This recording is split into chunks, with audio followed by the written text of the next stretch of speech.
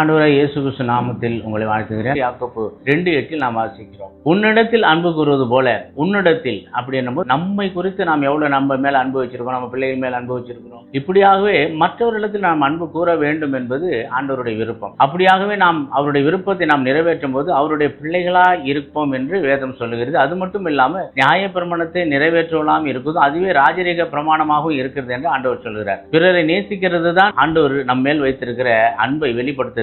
அவர் நம்ம மேல் வைத்த அன்புதான் நாம் இப்பொழுது ரட்சிக்கப்பட்டு ஆண்டவருடைய பிள்ளையை நாம் அமர்ந்திருக்கிறோம். அதனால்தான் உன்னை நேசிப்பது போல பிறரையும் நேசி என்று ஆண்டவர் சொல்றார். அந்த ராஜரீக பிரமாணத்தை நீ நிறைவேற்ற வேண்டும் என்று ஆண்டவர் விரும்புகிறார். அப்போ அன்பு கூறும் பொழுது அந்த ராஜரீக பிரமாணம் கிரியை செய்கிறது என்று பார்க்கிறோம். இப்படியா நாம் செய்வது மற்றவர்களை நேசிக்க வேண்டும் என்பதற்காக தான். உன்னை நேசிக்கிறது போல பிறரையும் நேசி, நான் உன்னை ஆசீர்வதிப்பேன், நீ அவர்களையும் ஆசீர்வதிக்க அது போதுமானதாக இருக்கும் என்று ஆண்டவர் சொல்கிறார். ஆண்டவர் இயேசு கிறிஸ்து நாமத்தினாலே நம்மை நேசிப்பது போல பிறரை நாம் நேசிப்போம். கர்த்தர் உங்களை ஆசீர்வதிப்பாராக. ஆமென்.